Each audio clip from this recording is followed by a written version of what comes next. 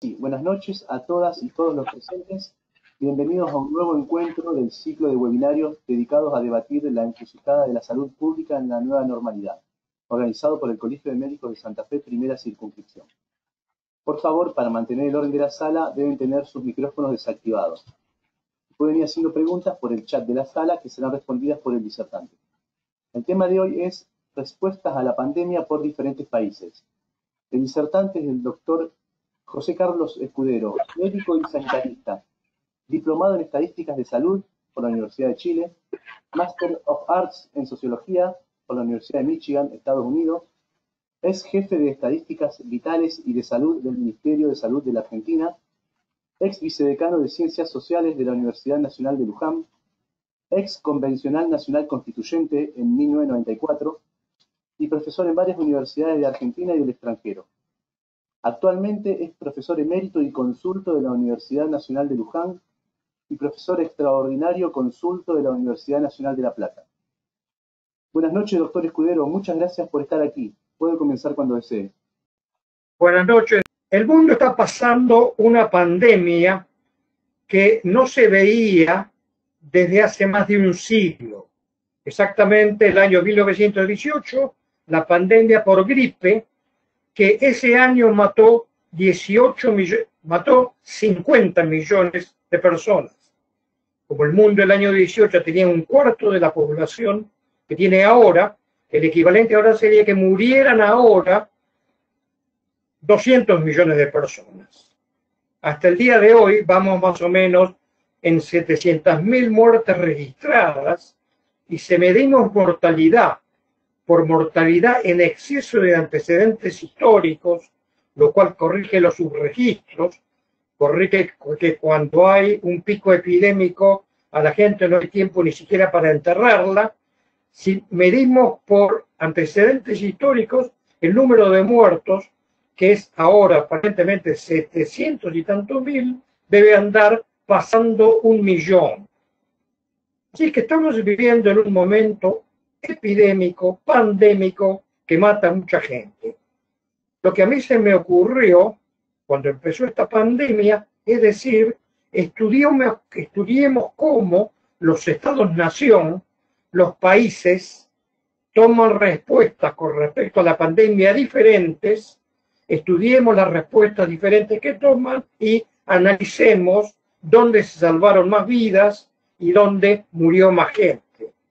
Un artículo sobre eso salió en un número de la revista Soberanía Sanitaria en el mes de marzo, más o menos, no me acuerdo muy bien, y después cambié, siguiendo la línea general del artículo, escribí otro artículo que salió en una revista de muy difícil acceso de la Universidad Nacional de Luján, donde yo planteo hay que medir muertes mucho más que medir contagios, porque contagio tiene que ver con alguna forma de registro clínico, está el problema de los falsos positivos, de los falsos negativos, de que no hay randomización y estudios probabilísticos, o hay pocos, de que hay sesgos de recolección de todo tipo, así que yo digo, lamentablemente, estudiemos este fenómeno finalista, terrible, pero fácil de medir comparativamente, que es la muerte. Así que estamos haciendo esto y estamos viendo, en función de la cantidad de gente que se está muriendo, dónde se muere y qué se puede haber hecho para que se muriera menos. La pandemia empezó en China, en Wuhan.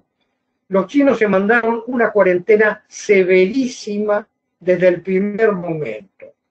Cuarentena severísima, aislamiento de casos y contactos, llevaron recursos de todo el país a Wuhan y China terminó este episodio con 4.800 muertos en un país de 1.400 millones de habitantes. Se murieron menos de los 1.400 millones de chinos de los que murieron en el barrio de Queens, que es un distrito pobre de la ciudad de Nueva York, enfrente de Manhattan. Repito, en toda China murieron menos gente que los que murieron en Queens, Nueva York, Estados Unidos, con gran predominancia de latinos muertos y negros muertos. Así que miramos muertes.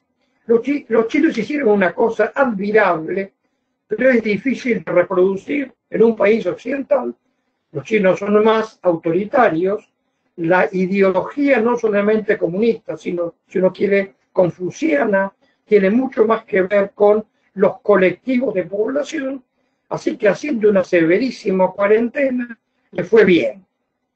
Empezaron a ver ejemplos de otro lado, por ejemplo, bueno, Singapur se mandó una serie de estudios muy detallados sobre la base de testeos, Corea del Sur haciendo reconocimiento facial con una base de datos buenísima, empezaron a obtener buenos resultados en un contexto de países capitalistas, países democráticos capitalistas donde les iba bien.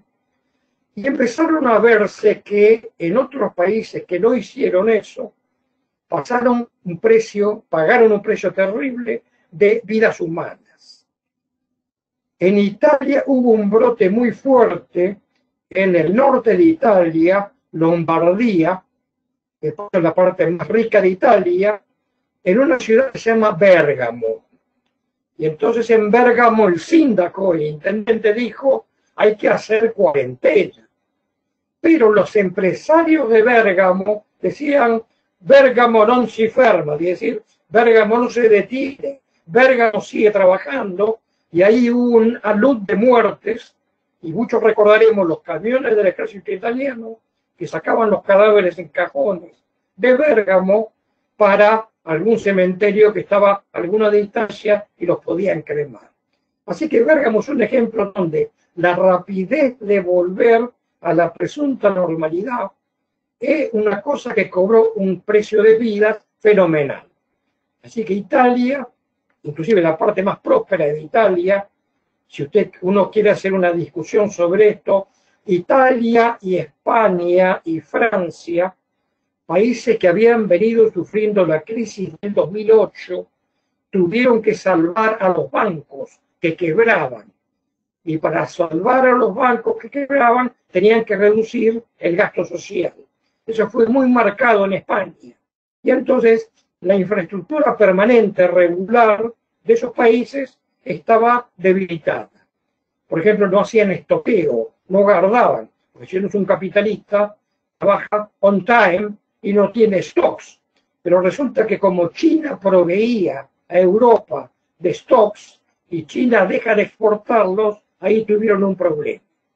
Así que vemos cómo Estados-nación al comienzo tuvieron una cantidad de muertes fenomenales y eran prósperos países del occidente de Europa.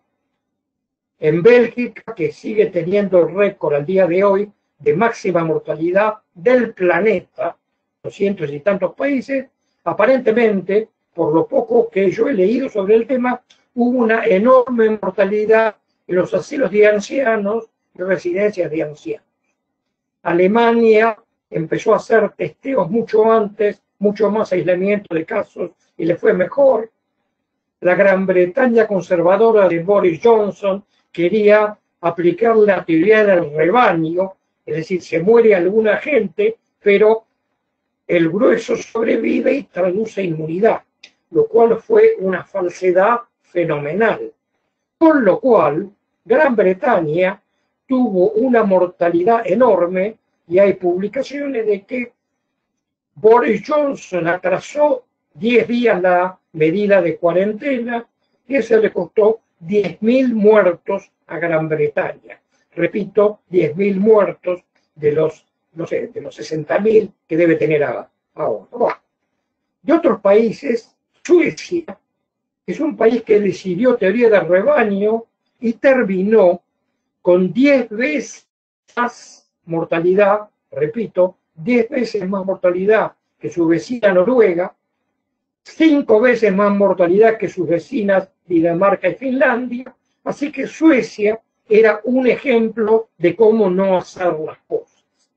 Argentina tuvo la suerte de que, sobre la base de errores en otros lados, mandó de entrada una cuarentena severa que después se empezó a deshilachar. Y ejemplos de lo que no se debe hacer, yo incluiría ejemplos de los presidentes a los cuales no hay que elegir. Está el ejemplo de Bolsonaro, que fue cósmicamente catastrófico. En la situación de Bolsonaro, pandemia y Brasil va a ser estudiada por la epidemiología, yo creo, los próximos 50 años. Si es que no viene otra pandemia, y voy a hablar de eso brevemente en adelante. Y Estados Unidos hizo un muy desprolijo manejo en todos lados. Hubo una enorme mortalidad. El estado de Nueva York creo que tuvo 25.000 muertos. Repito, el estado de Nueva York, sobre todo la ciudad de Nueva York, capital financiera del planeta Tierra, en el país que tiene el más alto PBI del mundo, las mayores fuerzas armadas del mundo, tuvo 20 y tantos mil muertos. Y el estado de Nueva Jersey, que es río por medio con Nueva York, tuvo una tasa de muertos más alta todavía que la de Nueva York, aunque sus cifras absolutas de muertos eran menores y siguen siendo menores que Nueva York. Ahora en Estados Unidos hay una epidemia en los estados más del sur, en lugares tan improbables como Miami, donde la clase media argentina va embelesada a comprarse cosas. Ahora van a tener el problema de que por ahí hay más probabilidad de pescarse un COVID en Miami que en alguna ciudad argentina. Así que el estado de Florida, pico epidémico, el estado de California, Texas, Arkansas, Luisiana, esto se puede ver todos los días en Internet. Todos los días hay bases de datos fenomenales, actualizadas diariamente, y el periodismo de cada país sobre datos del país es una fuente notable de información, independiente que lo que uno pueda sacar de otro lado. La conclusión para sacar es que en 1918, una cosa que está en 20 libros de epidemiología, que golpeó muy fuerte a Estados Unidos también, siempre se menciona la ciudad de Filadelfia, que en ese momento la tercera ciudad de población de Estados Unidos, año 18, que para que la gente no se deprimiera, organizaba fiestas, desfiles militares, kermeses, reuniones, y la gente en Filadelfia murió como moscas. En cambio, otras ciudades en otro país que hace una cuarentena, como se hizo siempre la cuarentena, se aísla, se trata que la gente no entre, que los enfermos no salgan, que se vinculen los contagios, se trata de atavicar. Esa es una viejísima política epidemiológica. Murió mucha menos gente que en Filadelfia. En este momento, la pandemia está golpeando fuertísimamente en países de América Latina.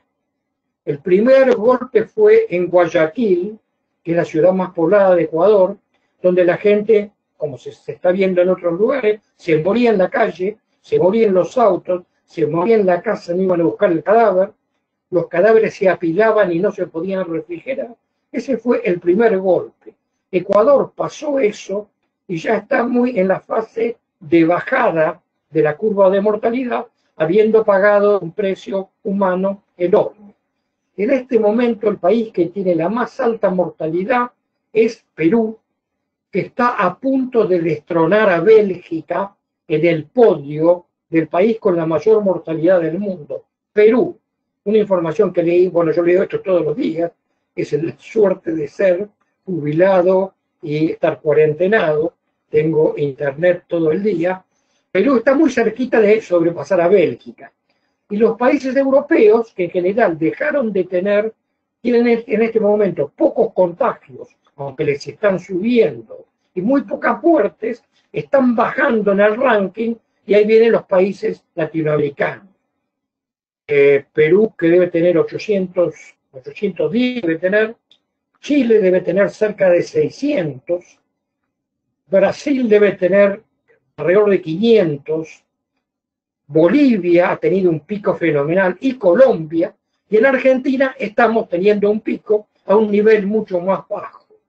Hoy debemos estar en 125 por millón de mortalidad, comparado con estas cifras que yo mencionaba, Perú 800, Chile 600, Bolivia subiendo, Brasil que tiene en este momento 100.000 muertos, y Estados Unidos, donde sigue habiendo más de 1.000 muertos por día, cuando se pensaba que ya el gran pico de casos en los estados de la costa este, Massachusetts, Connecticut, Nueva York, Nueva Jersey, ese pico no iba a ser seguido por los picos que se están sufriendo ahora. Entonces, bueno, me parece que ya he hablado más o menos 20 minutos. Yo no sé si puede haber una ronda de comentarios. No sé qué le parece al coordinador. Sí, doctor, ya han ingresado, tengo 2 preguntas. Le hago la primera. Bien. El doctor Daniel Empín. Hola, dice. Me preocupa la sobreestimación de las UTI y los respiradores que está generando la pandemia. ¿Qué estrategias podríamos llevar adelante para lograr evitarlo y colocar las necesidades de salud popular en la agenda pública? Bueno, lo que pasa es lo siguiente. En Europa, ya conté algo de eso, como no había stocks, porque había que economizar en el gasto social, y decían, total, no estoqueamos porque le pedimos a China insumos. Como China es el país donde se generó la pandemia, no había stock, no se lo pudo reponer, se murió mucha gente. En Argentina, por suerte, la cantidad de respiradores ha aumentado muchísimo. Yo pienso que las cifras que se mencionan, excepto en la provincia de Jujuy y alguna otra provincia que se venga, en general la situación no está tan superada como cuando uno veía la cantidad de gente que moría en la calle en La Paz, Bolivia, o en Arequipa, Perú, o en Manaus, Brasil. En Argentina hasta ahora no ha pasado, pero el problema no es tanto la cantidad de respiradores, sino la cantidad de trabajadores de salud que se están muriendo o están enfermos. La cifra que leí hoy, ya tenemos 60 muertos de trabajadores de salud en Argentina, y cuando leo Estados Unidos, aunque no me crean, es sorprendente, están acercando a los 1.000 muertos en Estados Unidos de trabajadores de salud. Y por lo poco que sé de clínica, muchísimos de ustedes deben saber mucho más que yo, lo que me cuentan es que haciendo kinesiología, dando oxígeno, dando corticoides, dando suero de convaleciente, se puede no terminar usando respiradores, que es una medida muy agresiva. Ese es mi comentario. Perfecto, muchas gracias, doctor, por su respuesta. La siguiente pregunta es del doctor Oscar Enrique. Él le pregunta, doctor, ¿usted pertenece al comité asesor del presidente? No, para nada. Yo conozco a algunos de esos, para nada. Yo soy aquí un académico jubilado, que estoy diciendo lo que digo, porque toda la vida hice salud pública, ¿no? Perfecto, doctor. La siguiente pregunta también es del doctor Oscar Enrique, y él le pregunta, ¿a quién se debe cuarentenar? Cuarentenar. El asunto es aislar gente. Se debe cuarentenar. Eso exigiría, yo propongo una tarea en adelante. Para bajar el desempleo juvenil, hagamos la tarea muy mano de obra intensiva de pesquisar activa y rápidamente casos, contactos, internar y atender a los casos, segregar y separar a los contactos de una manera mano de obra intensiva pero masiva, y la gente joven que quiera trabajar en eso, bien remunerada, un trabajo que exige valentía y sentido social, pero puede ayudar y ganar plata. Puede hacer que mucha gente se fortalezca la red de salud, esto se haga mucho más masivamente en la Argentina en los meses que vienen. Como ya nos dejamos de preocupar por el déficit fiscal, en este momento ni en Estados Unidos hay controles por el déficit fiscal, entonces podemos darnos el lujo de gastar plata en trabajo humano como parte de la estructura del Estado argentino, que hoy enfrenta esta pandemia, y si llegamos a engordar cerdos masivamente en feedlots monstruosos para alimentar a China de cerdos, que es un proyecto delirante, que yo escucho que anda de aquí para allá, vamos a tener enorme cantidad de pandemias nuevas, porque los feedlots son una fábrica de mutaciones de virus, y ya hemos tenido un par de pandemias originadas feedlots. Muchas gracias, doctor. Y la última pregunta que tengo por el momento es del doctor Pierre de Paepe. ¿Qué comentario le merecen las distintas propuestas de vacuna, la rusa y las chinas, de AstraZeneca y Pfizer? Bueno, en este momento es una situación interesantísima porque Argentina va a fabricar vacunas, que es una buenísima noticia para Argentina. Argentina y México, que son dos países que no son el promedio de país neoliberal que anda navegando por América Latina, son países que tienen un enfoque macropolítico diferente, así que esta alianza para fabricar la vacuna Argentina-México puede seguir, espero, en otras áreas. Después está una vacuna que se está probando en la Argentina, en el Hospital Militar, creo que es la de Pfizer. Está la vacuna rusa. Cuando yo escuché que Putin decía lo que decía, yo digo, esto tiene que ir en serio. Deben tener un N adecuado, deben haber hecho los niveles de significación adecuados, deben haber medido bien. Así que yo pienso que la vacuna rusa viene en serio. Y los chinos que están largando ahora aparentemente, que me corrija alguien, 2 vacunas, no sé si a las 2, pero a una segura, la probaron con miembros del ejército chino, vamos a tener una suerte mundial que elegir entre 4 vacunas diferentes. No sé más que eso, algún virólogo podrá contestar esto muchísimo mejor. Perfecto, doctor. Por el momento no tengo más preguntas. Si quiere continuar. Bueno, sí. Lo que quiero plantear, bueno, esta pandemia se va a estudiar durante décadas y décadas, porque si ya tenemos cerca de 1 millón de muertos, esto está, en cierto modo, apenas comenzando. Las estimaciones, las proyecciones de curvas que yo leo para Estados Unidos y para Brasil son muy asustadoras. Estados Unidos tiene 330 millones de habitantes, Brasil tiene 230 millones de habitantes, así que en muchos casos esto está apenas comenzando. Esto se va a estudiar y yo pienso que tenemos que estudiar subjetividades. ¿Cómo fue que personas como Trump y Bolsonaro, de diferentes orígenes, diferentes lenguajes, diferentes culturas políticas, hayan llegado a tener una visión tan parecida? La gripecina de Bolsonaro y Trump, que ya dijo más o menos 37 veces que la pandemia está por terminar en Estados Unidos.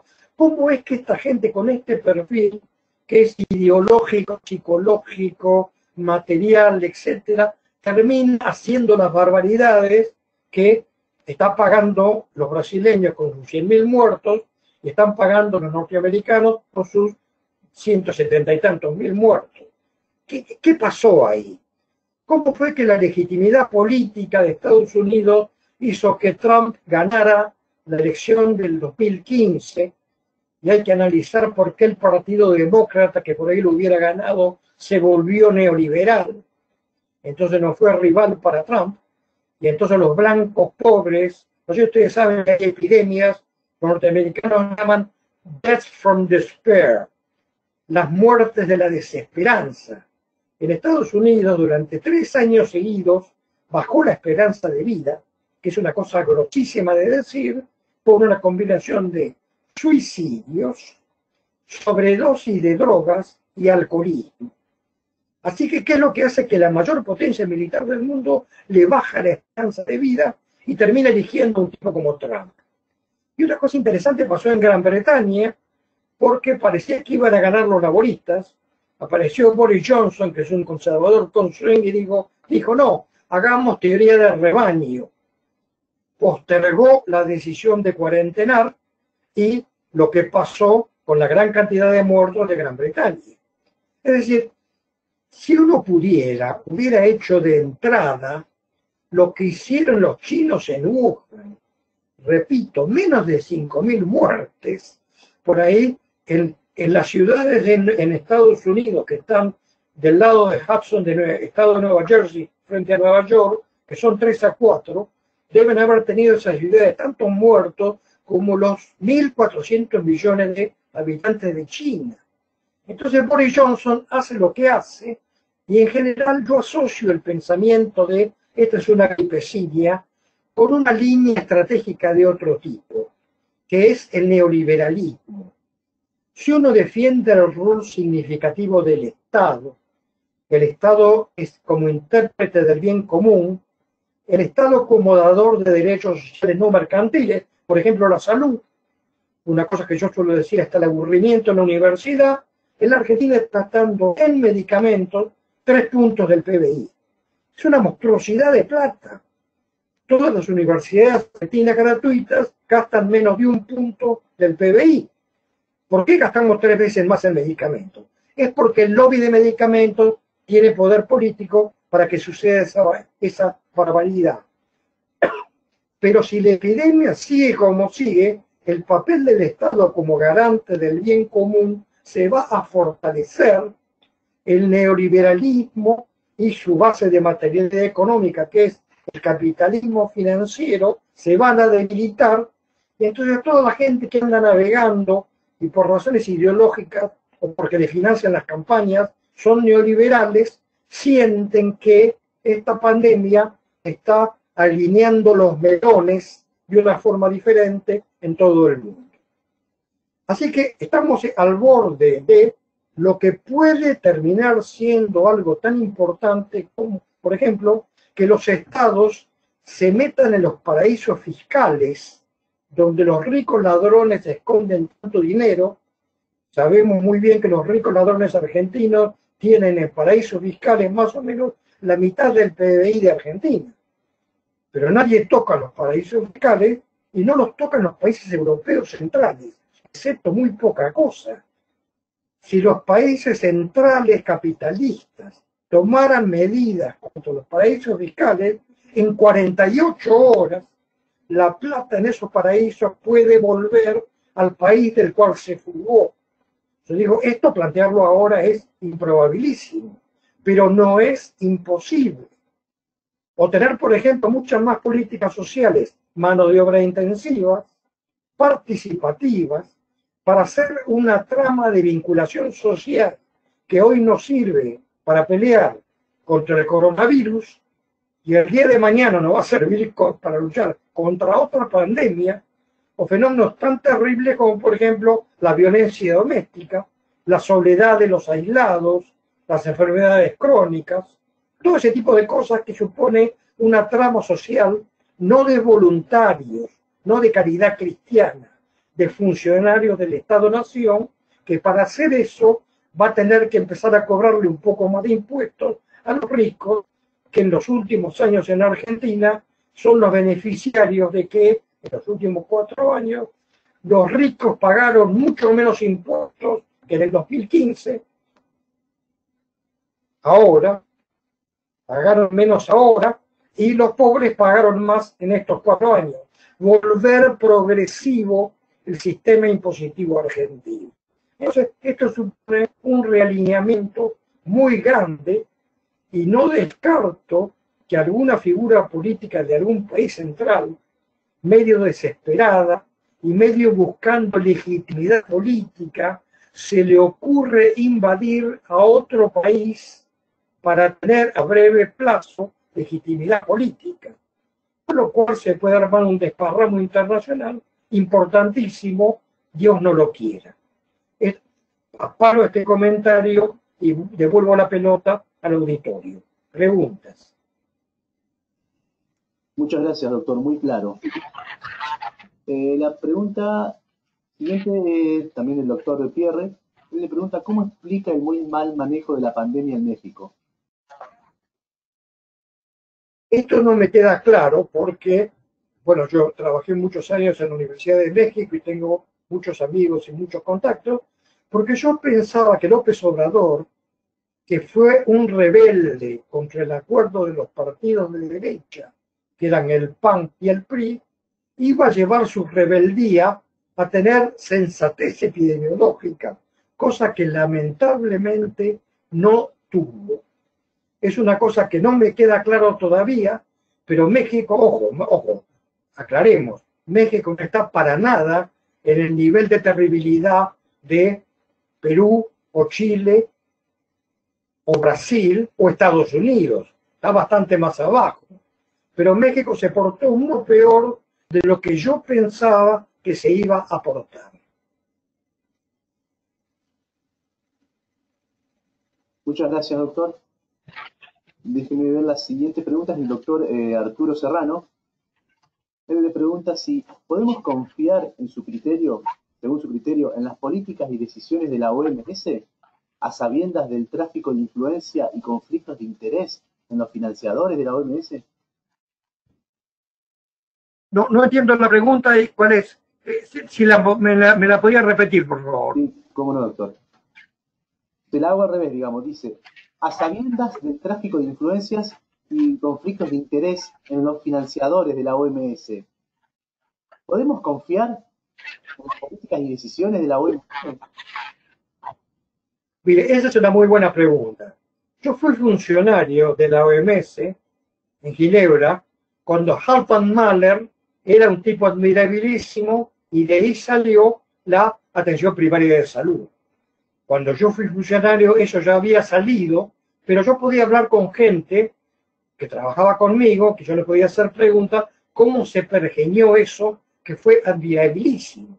Y fue un enorme paso adelante. Eso se fue diluyendo después.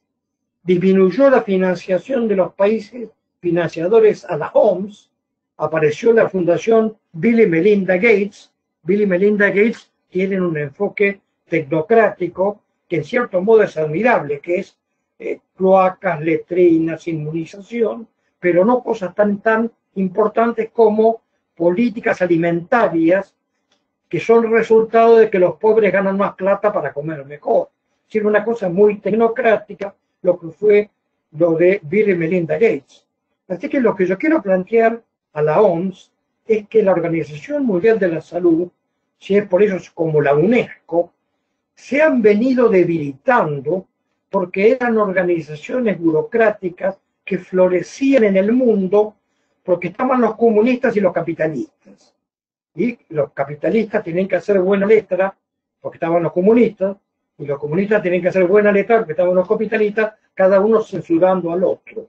Cae el muro de Berlín, el mundo comunista se desarma, y entonces los organismos internacionales que eran medio mediadores, dejaron de ser mediadores ante un poder unilateral tan fuerte como es el de, por ejemplo, los Estados Unidos, la OTAN, etcétera, etcétera. Muchas gracias, doctor. Por el momento no hay más preguntas. Si quiere continuar.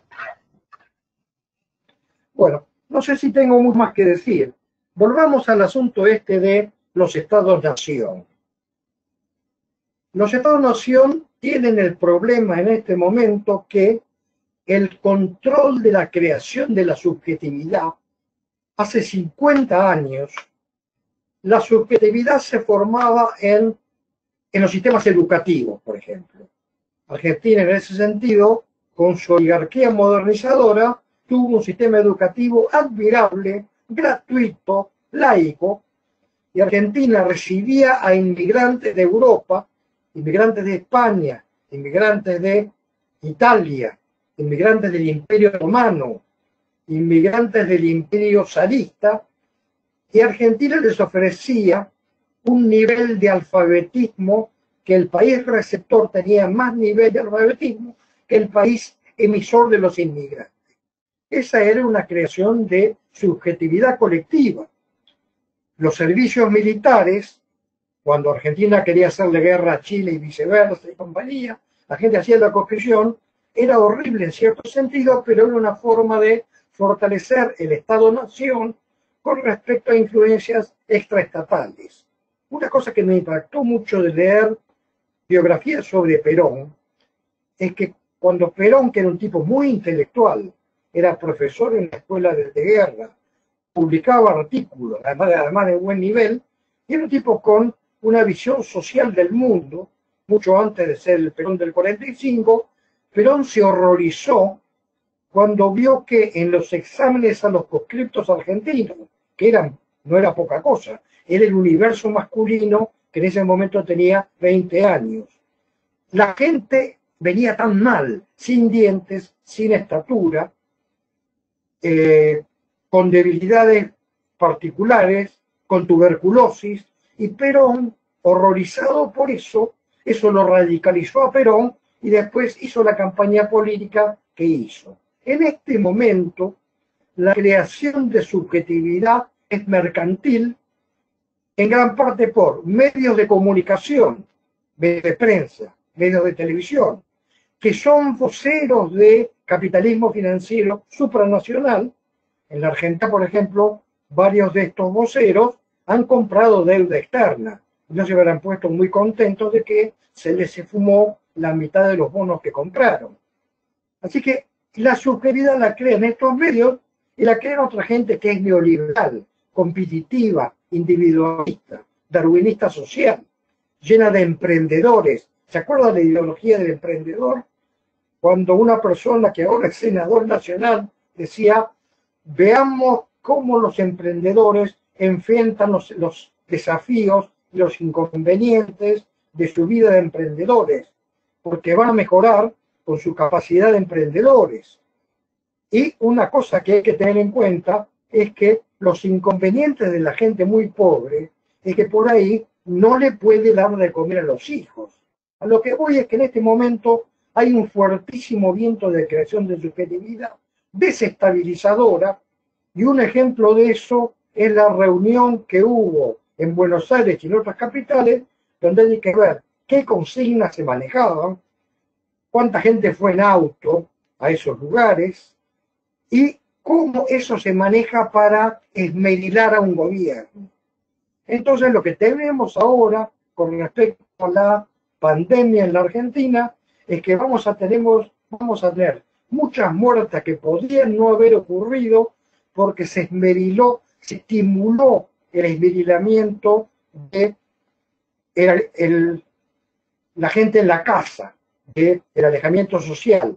Se estimuló el hastío ante eso y se estimula activamente una cosa que es hasta ahora: abramos todo, y el día de la mañana, cuando se empiece a morir más gente, van a decir, ven, este gobierno populista mata gente por incompetencia.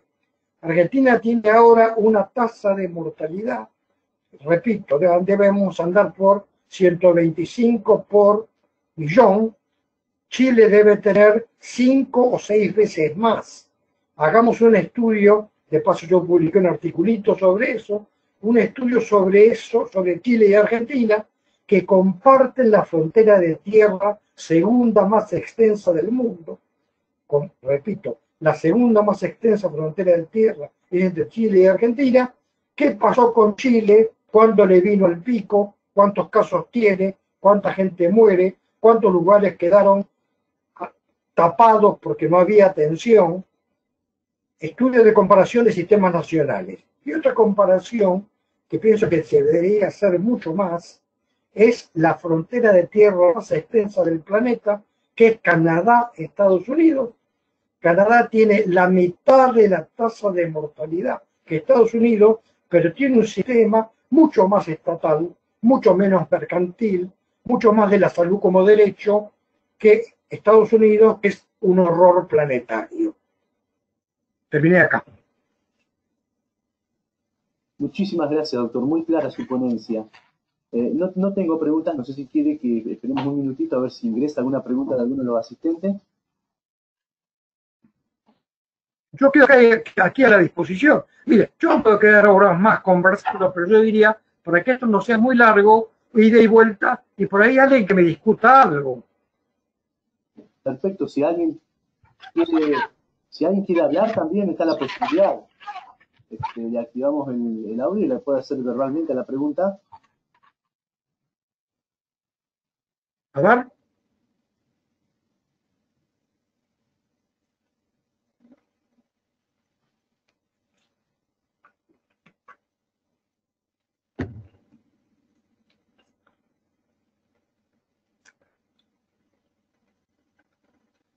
Si quieren puedo chicanear. Sí, tengo A ver, diga. creo que es un comentario del doctor Pierre. Dice Nueva Zelanda, Taiwán, Alemania, Noruega, Finlandia, Dinamarca, mujeres al poder, mortalidad baja. ¿Qué opina con respecto a eso, doctor? Eso es posible, porque las mujeres son menos votas que los hombres, así como categoría general. Angela Merkel, mucho mejor que Francia, más que Macron, mejor que Italia, mejor que Gran Bretaña. ¿Qué más? Nueva Zelanda. Bueno, ojo, la ventaja de ser isla. Nueva Zelanda se mandó de entrada con Jacinta Ardern, que es la progresía neozelandesa, un aislamiento total, tuvo un éxito fenomenal, ahora tiene un brote en estos días, acaba de movilizar el ejército porque hay un brote en la ciudad de Auckland, que es la ciudad de más población de Nueva Zelanda. Les quiero contar lo de Australia. Australia es una isla, es de un acceso menos controlable que Nueva Zelanda, pero también es una isla. Han tenido un pico fenomenal en Melbourne, que es la capital de la provincia de Victoria, la segunda ciudad más poblada de Australia, y lo interesante es cómo se generó ese pico. Cómo pasó que en Melbourne, Australia, un país que tenía todo bajo control, le vino un pico fenomenal y llegaron a tener hace 3 semanas más o menos, decretaron el toque de queda en Melbourne. Bueno, ¿qué pasó? Parece que lo más importante es que a toda la gente que venía contagiada la metían en hoteles. Y el intendente de Melbourne, que debe ser algún neoliberal australiano, el primer ministro es neoliberal, Melbourne debe elegir también intendentes neoliberales, el intendente de Melbourne subcontrató la seguridad de ese hotel a una empresa privada, es decir, no lo hicieron funcionarios de la municipalidad. Por ejemplo, la policía o el servicio de sanidad o los bomberos. Era una empresa privada. Y la empresa privada contrató a gente medio trucha que permitió que la gente que debería estar cuarentenada entraba y salía del hotel como Pedro por su casa. Esto va a justificar, espero, algún par de tesis de doctorado sobre subjetividad de los contratadores de gente que no tiene mucho asentamiento profesional, lo cual me llevaría a hablar sobre otra cosa. Pero bueno, fíjense, lo que digo es lo siguiente: para los próximos años vamos a tener una enorme cantidad de estudios de este tipo. A ver, veamos un poco Suecia. Bueno, Suecia fue una catástrofe. Suecia, 10 veces más mortalidad que Noruega. Aparte hay una interna bastante entre suecos y noruegos. Los suecos dicen los noruegos son medio palurdos, y los noruegos dicen los suecos son unos aristócratas. Hay mala onda. Pero Noruega tuvo la 10ª parte de la mortalidad que Suecia. Yo no sé si son hombres o mujeres los primeros ministros de Finlandia o Dinamarca, que tuvieron no la 10ª parte, pero sí la 5ª parte de la mortalidad que Suecia. ¿Y por qué Suecia hizo eso? ¿Alguien quiere relacionar eso con los inviernos fríos? No, porque Noruega es tan fría y Finlandia es más fría que Suecia. Con las películas de Ingmar Bergman, que cuando yo era un adolescente eran películas de mito, de vida y muerte, y les quedó una pulsión de muerte a los suecos y la jugaron a fondo. Tienen el mismo número de muertes que Argentina y tienen menos de la 4ª parte de la población de Argentina. ¿Por qué Suecia? Esto de hombres, mujeres, hay un componente de subjetividad o de líneas políticas estratégicas o de líneas de lógica del capitalismo financiero que yo pienso que se van a estudiar cada vez con más interés en los próximos años. Muchas gracias, doctor. Han ido ingresando otras preguntas. La siguiente es del doctor Enrique Coscarelli. Él le pregunta si tiene datos de Islandia. No, de Islandia sé que tiene solamente 200 y tantos mil habitantes. Si hay una isla que es una isla, es Islandia. sospecho que debe tener una bajísima mortalidad. Pero le cuento el dato de Cuba. Cuba también es una isla y acá hablábamos de la película famosa de Michael Moore, Zico, donde se compara la salud de Cuba con los Estados Unidos. Estados Unidos tiene 500 de mortalidad, Cuba tiene 8 de mortalidad. 8, con un sistema exactísimo y detalladísimo de medición y seguimiento de casos. Así que uno puede pensar, es una isla, Islandia también es una isla fácil de defender, pero debe haber en el mundo alguna isla que, yo me iría a Bahrein ahora, que creo que es una isla en el Golfo Pérsico, que tiene una epidemia fuerte, tan es así que se están probando vacunas chinas en Bahrein, porque como hay mucha circulación viral, cuando uno tiene que probar una vacuna, tiene que probarla en un país que está medio hecho pelota, porque en los países donde hay pocas muertes, sale poca diferencial estadísticamente significativa. Veamos la isla Bahrein, que seguro no tiene una primera ministra, tiene un primer ministro, además machista. ¿Qué pasa con las muertes en Bahrein? Yo me voy a ir de acá a alguna fuente de información y que me diga qué está pasando en Bahrein. Si es que Bahrein es una isla, de lo cual no estoy seguro. Como para complementar, doctor, la pregunta sobre Islandia, estamos viendo las estadísticas. Islandia cuenta con 2.035 casos confirmados, 1.903 recuperados y solo 10 muertes. Exacto, buenísimo. Calcule cuántos son 10 muertes, hay que llevarlo a millón, como ahora estamos usando denominadores por millón, no por 100.000, que ha llevado una pequeña discusión entre epidemiólogos. Yo trato de que los denominadores sean por millón y no por 100.000, porque si uno tiene un dígito más, tiene más sutileza en el análisis. Así que, si tuvieron 10 muertes en 200 y tantos mil habitantes, es una tasa bajísima de mortalidad. Muy bien, doctor. La siguiente pregunta, no, primero tengo un comentario del doctor Arturo Serrano. Él dice, sobre lo que usted decía anteriormente, en esas esmeriladas al poder actual están incluidas las teorías conspirativas que tienen alguna lógica y atentan contra las políticas oficiales.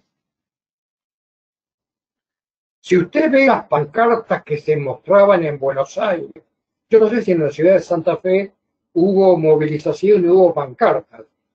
Si usted ve las pancartas que se mostraban en Buenos Aires, era la Biblia del Calefón, era cualquier tipo de cosa. Y aparte que se está muriendo gente porque toma un remedio que no solamente no hace bien, sino que activamente hace mal. Así que eso va desde cualquier cosa de las pancartas. Da para todo una pandemia donde sale de cualquier lugar, cualquier persona, los terraplanistas, es una forma de calificarlo, una persona que es terraplanista no la puede convencer de que existe el método experimental. No hay forma, es una cosa que tiene que ver con la más básica subjetividad y va a haber conspiraciones de todo tipo. Estaba la conspiración de que el virus había sido fabricado en un laboratorio en China. Y eso se manejó bastante. Y Trump es un personaje que yo pensé no iba a ver en mi vida, porque ha habido presidentes norteamericanos problemáticos, pero Trump es lejos más increíble. Trump le quería hacer un juicio a China por daños y perjuicios, porque salió de China la pandemia. De paso, Wuhan fue un éxito, 4.000 muertos, pero tuvieron un brote en Beijing y aislaron a 10 millones de personas en barrios de Beijing y de suburbios. China es un país que se da el lujo de aislar gente, tenerla aislada hasta que pasan los 12 o 15 días y eso baja increíblemente los contagios. Los chinos lo hacen.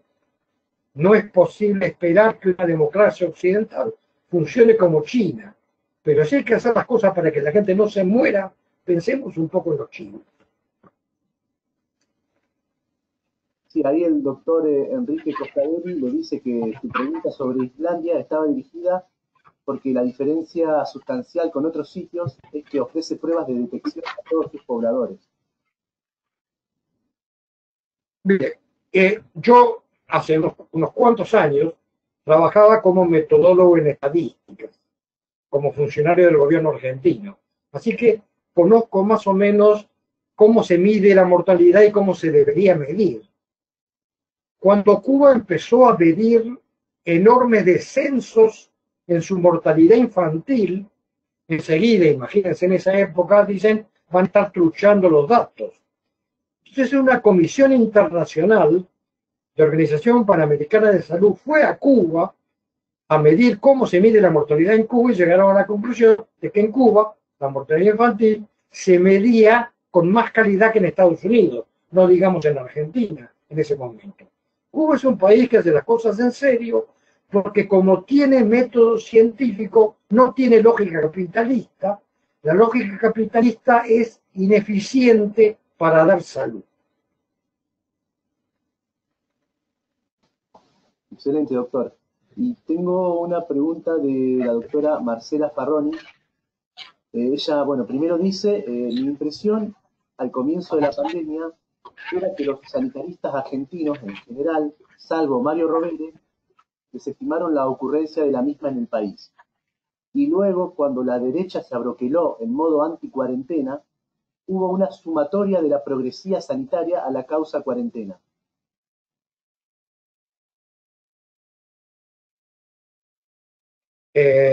Mire, ¿me oyen? Sí, doctor. Estoy leyendo una cosa que dice acá, equipo sobrecargado. No sé qué es eso. No, por ahí puede haber saturado un poco la red, pero se lo escucha bien, doctor. Pero perfecto. El siguiente. Había escenarios de pandemia en toda la literatura epidemiológica. Así que lo que hizo Bill Gates era en demora con respecto a lo que ya estaba circulando en el ambiente epidemiológico. Hagamos un escenario de una pandemia, de un virus nuevo, muy contagioso, para el cual, por supuesto, no hay vacuna y no hay tratamiento. Así que los escenarios estaban. Yo creo que cualquier epidemiólogo argentino que tiene seriedad intelectual sabía cuando se vino la maroma de que los países empezaron a notar un aumento de casos. Argentina es un país que depende mucho culturalmente de Europa Occidental y que los países de Europa Occidental, donde los argentinos con plata van a hacer turismo, pasaban las barbaridades que pasaban en la ciudad de Italia, en Francia, en España, eso le movía el piso a todo el mundo. Así que no, yo pienso que los sanitaristas argentinos, los epidemiólogos, desde el primer momento supieron que se venía una maroma muy, muy seria. En el caso mío, a mí, yo tengo algún grado de exposición pública y yo me acuerdo desde marzo en adelante, alguna gente me consultaba o yo hablaba sobre qué pensaba yo que debía hacerse. Y lo que debe hacerse es que hay que aislar los casos, hay que tener distancia social, hay que usar barbijo. En Estados Unidos, si uno es republicano serio, no usa barbijo por razones ideológicas. Eso hay que estudiarlo psicológico, psicoanalíticamente. En algún lugar en Estados Unidos se prohibió usar barbijo. En algunos lugares de venta dice, si usted entra con barbijo, no lo atendemos. Digo, en mi barrio de Buenos Aires, sensatamente es al revés. Si usted entra sin barbijo, no lo atendemos. Pero hay una especie de subjetividad. Yo no quiero hablar del freudianismo y la pulsión de muerte, el tánatos, lo que sea, pero existe esto. Y por otro lado, desde el primer momento se sabía. Por ejemplo, en la revista Soberanía Sanitaria enseguida sacó un número donde yo escribí un artículo sobre cómo se veía la pandemia, y esto me lo tienen que haber pedido, yo pienso, en algún momento en el mes de marzo. Así que los sanitaristas, busquen el número en internet, los sanitaristas sabían la maroma que yo vi, que se planteaba. Y lo que yo proponía ahí, una cosa que se discutió después más en otro lado, es monitoreemos la mortalidad como mejor indicador, horrible pero bastante fidedigno, de la evolución de la pandemia, menos los testeos, menos el número de casos, menos el número de contagios, más la mortalidad. Tuve alguna especie de fuego fuego amigo con respecto a ser tan contundente, insistiendo en mortalidad y dándole menos pelota a caso a contagio, ¿no? Perfecto, doctor. Tengo las últimas dos preguntas del doctor Lucas Bielsa. Si alguien quiere hacer una pregunta, que aproveche en este momento a hacerla por el chat. Le leo la primera.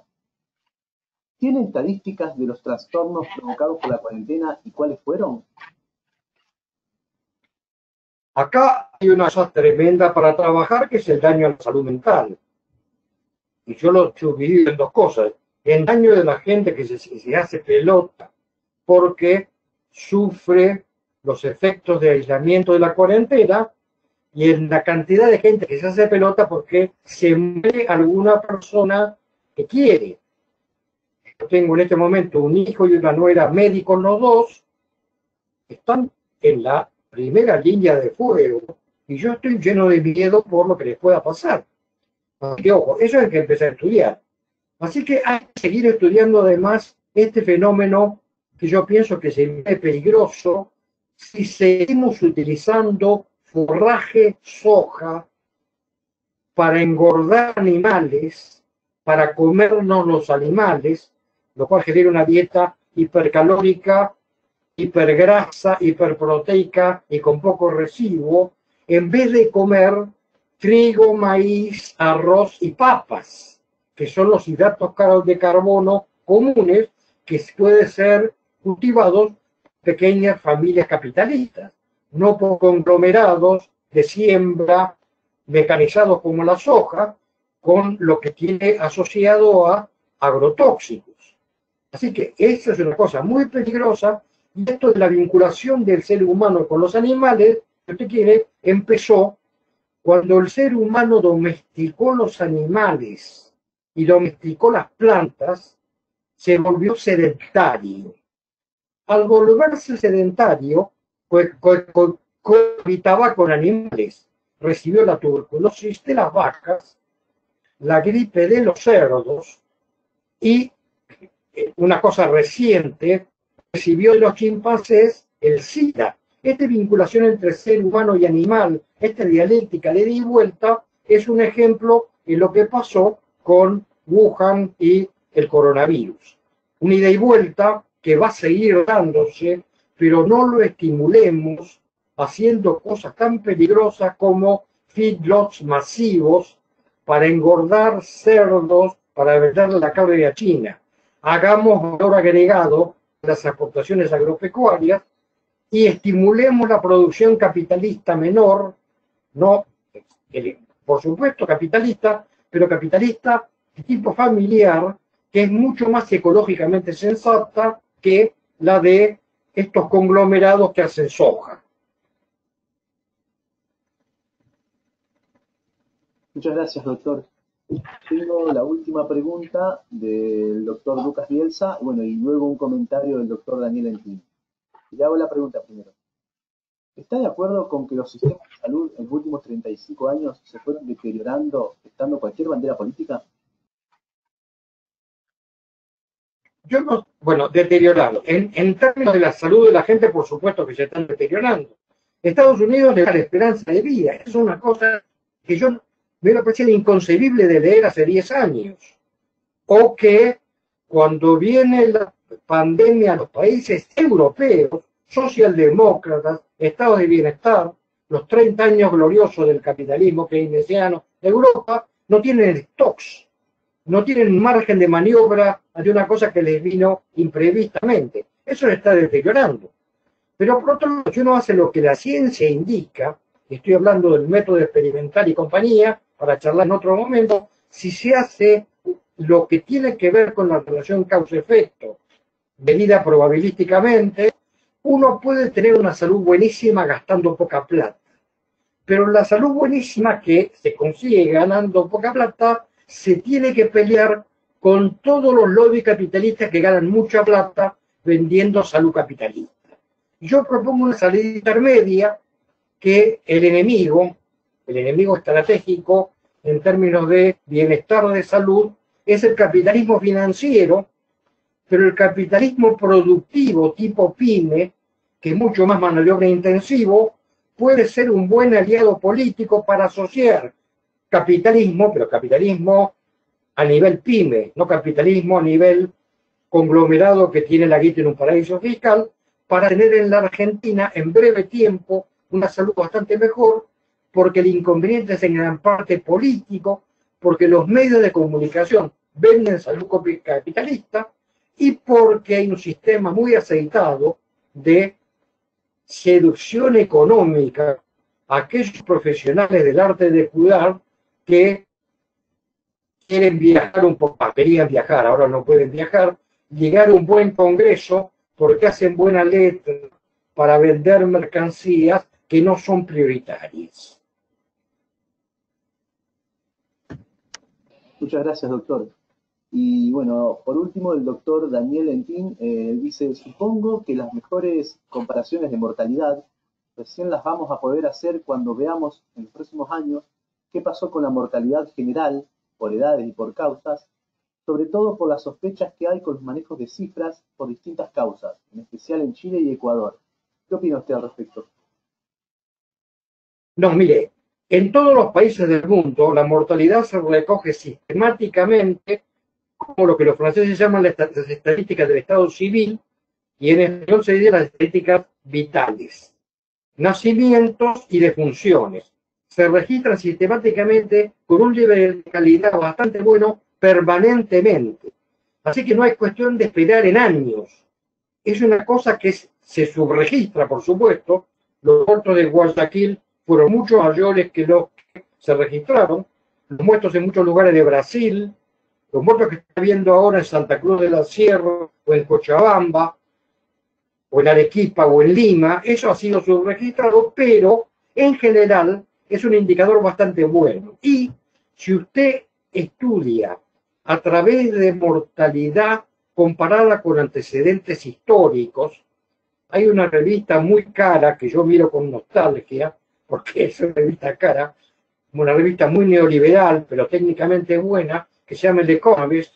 Hay muchos otros lugares donde estudian cuánta gente se murió en exceso de lo que se moría habitualmente en los últimos años, aunque no se murió de coronavirus.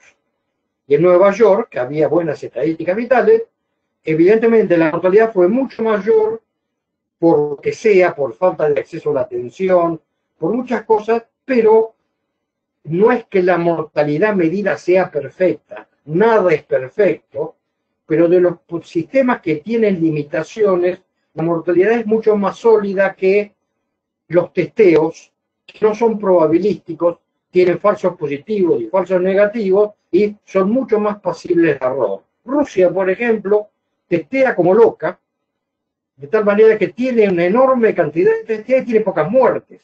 Entonces dice, ¿cómo puede ser?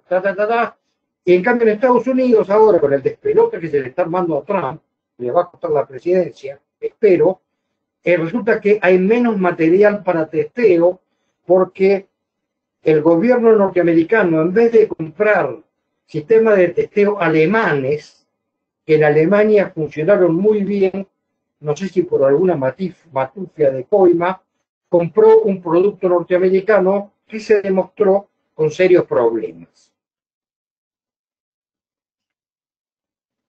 Perfecto, doctor. Aquí el doctor Enrique Coscarelli dice, en enfermedad nueva medimos por incidencia, no prevalencia. Por tanto, el indicador duro, mortalidad, será el más fiable, aunque se retaseen datos o se falseen. Pero al hacerlo debemos tener universos comparativos en sus estrategias de actuar en pandemia. ¿Usted qué opina? Casos nuevos, incidencia. Por ejemplo, en este momento la incidencia de la pandemia en los países europeos, que ya se le murió casi toda la gente que se le tenía que morir, la incidencia es muy baja, pero como la prevalencia se mide por los casos desde que existen, siguen teniendo cifras altas, aunque están siendo dejados de lado por Estados Unidos. Hay una cosa que yo sé poco, que para mí es medio una caja negra, que es la gente que trabaja con matemáticas haciendo curvas de proyección. Y hay un instituto de la Universidad de Washington, Estados Unidos, no ciudad de Washington, sino estado de Washington, de la costa del Pacífico, a la página yo entro de vez en cuando, para hacer proyecciones de todo tipo. Son los tipos que dicen que va a haber 300.000 muertos en Estados Unidos a fin de año. Así que con todo este aparataje matemático, y aparte, si uno hace estudios probabilísticos, dinámicos, puede tener información utilizando tecnologías que se conocen y en tiempo casi real sobre la evolución de la pandemia. Muchas gracias, doctor. No tengo más preguntas. El doctor Arturo Serrano dice, excelente disertación, un gran gusto contar con su sapiencia y generosidad académica e intelectual. Al doctor Serrano un afectuoso saludo, a usted, del equipo de producción, un saludo, y un saludo a toda la gente que veo aquí, nombres y compañía. Saludo. Tengo agradecimiento de los asistentes, Eduardo Schaffer, excelente disertación, el doctor Daniel Entín, muy bueno, gracias. El doctor Enrique Coscarelli, un gusto poder participar. Fernanda Haddad, muchas gracias. Tengo muchos agradecimientos, doctor. De todos los asistentes siguen ingresando los agradecimientos. Y bueno, doctor, de parte nuestra, no queda más que agradecerle en nombre del Colegio de Médicos de Santa Fe, primera circunscripción, por su predisposición a participar de este ciclo de webinarios y a compartir su vasta experiencia. Muchas gracias nuevamente, doctor, y hasta pronto. Salud.